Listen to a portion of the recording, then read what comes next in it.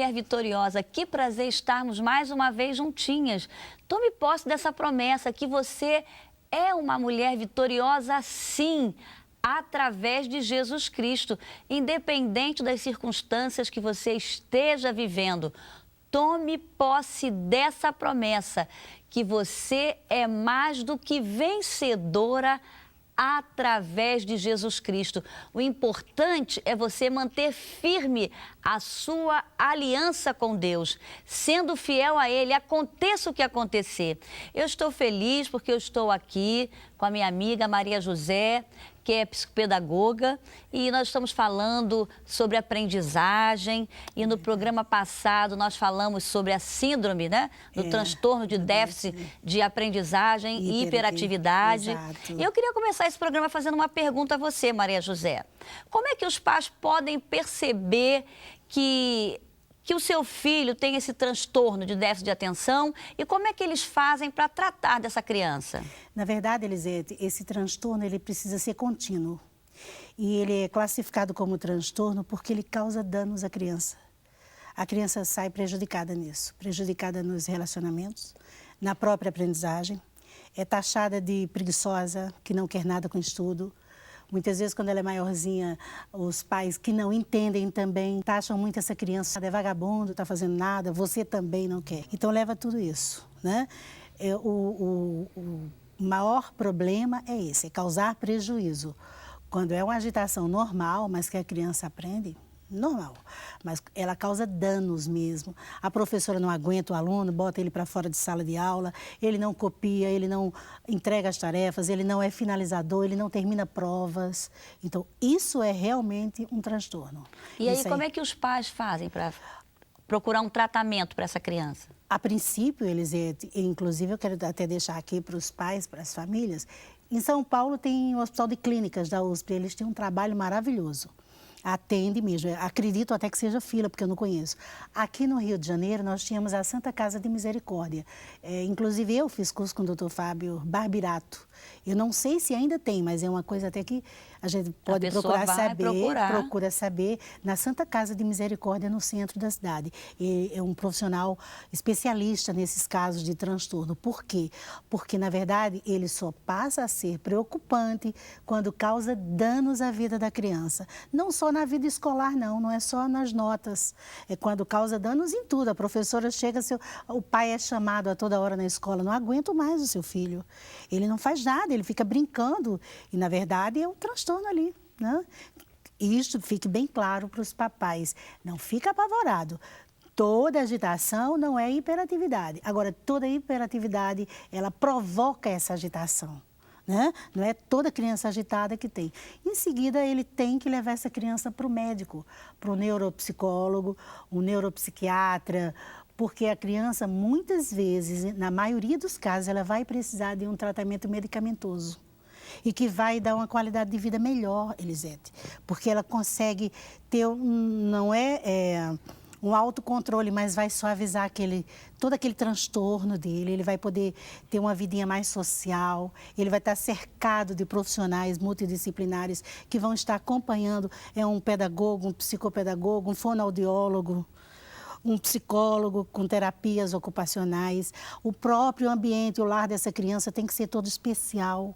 Os pais têm que aprender também a conviver com isso. Porque, olha só, você está falando o lar, né? Tem que ter um trabalho assim, que a gente tem crianças que podem ter um transtorno de déficit de atenção por um problema já no cérebro. Sim, sim. E outras que não têm problema nenhum no cérebro, mas vem pelo meio social. O que você pode explicar? O problema neurológico, ele acontece, é como se o nosso cérebro fosse uma caixinha de relógio. Para que haja um aprendizado, todas as áreas têm que estar funcionando. No transtorno desse déficit, a criança portadora desse transtorno tem uma área do cérebro frontal que ela tem uma hipofunção, ela não funciona normal como as outras áreas. Isso é o que prejudica a criança. Como ele não tem a função neurológica, os neurônios dele, né, transmitindo em miúdos, os neurônios não funcionam de uma forma normal, toda por igual, aquela tem uma hipofunção, isso vai acarretar em a criança não aprender, e não acompanhar nada, absolutamente nada. O transtorno, mais uma vez, eu quero que fique Aí bem essa claro. criança vai precisar de uma terapia medicamentosa também. Também. Né? Às vezes sim, às vezes não. Mas aí a palavra vai ser do médico. Agora, e aquela criança que tem esse transtorno de déficit de atenção e é hiperativa por causa do meio social? O que você pode falar para os pais que estão assistindo? Olha, é uma coisa que é muito triste, porque, na verdade, Elisete, o cérebro, tudo que acontece na nossa vida, o cérebro está interferindo. Mas também ele recebe interferências do meio ambiente. Né? E uma criança que ela tem problemas na família, quando eu digo problemas, são problemas gravíssimos, né? Problemas de toda espécie, de drogas, de crimes, de qualquer coisa. De separação dentro do lar, casais que vivem crises dentro do casamento. Brigas imensas dentro de casa. Pais que falam qualquer coisa na frente dos filhos. Dos filhos que batem, né? Que espancam. O que você pode imaginar de um histórico de vida de uma criança que não comporta essa carga toda emocional, isso vai afetar na aprendizagem dela. Já tivemos casos, já vi casos de crianças assim. Tá? A mãe era hiperagressiva, já tinha um grau de agressividade muito grande, batia muito, espancava a criança, né? E é muito comum a gente ver isso, às vezes as mães... É verdade. Por exemplo, elas ficam preocupadas do filho não fazer a lição ou não saber, ela ensina uma vez, ensina duas, daqui a pouco ela fica nervosa, começa a gritar e bate naquele filho, seu burro, você não está aprendendo. É verdade. O que fazer? O que fazer? Fazer é muito bom. Na verdade, é preciso que haja um conhecimento, porque quando você, para mim como professora, que eu me acho muito professora, né, a vida inteira, quando você desconhece algo, você não pode fazer nada. Então é preciso que a mãe, o pai, procure aprender na palavra, aprender com profissionais. Ora, tem alguma coisa errada. Se não está aprendendo, se não está gostando da escola, se não sabe fazer o dever, se não sabe ler, algo está errado. Então, procura professor, procura um psicólogo. Hoje nas igrejas temos muito, né, Elisete? Temos pessoas profissionais multidisciplinares que vão orientar para os pais, não é para ficar desesperado. Até porque, Elisete, a criança precisa da tranquilidade do pai. Porque as crianças percebem quando os pais ficam assim desesperados. Com o jeito dela não estar aprendendo, a criança vai ficando mais ansiosa, aí é que ela não vai aprender. Que ela não vai. E o segundo, eu poderia também até orientar para os pais, Elisete, dizer para eles, vai procurar. Na medida que você for procurar, você vai também mudar suas atitudes. Primeira coisa, entender que a criança não faz aquilo porque ela quer, aquilo é involuntário. Aquele ato que ela está fazendo ali de responder, porque o hiperativo ele responde, ele interrompe, ele não tem limite para nada.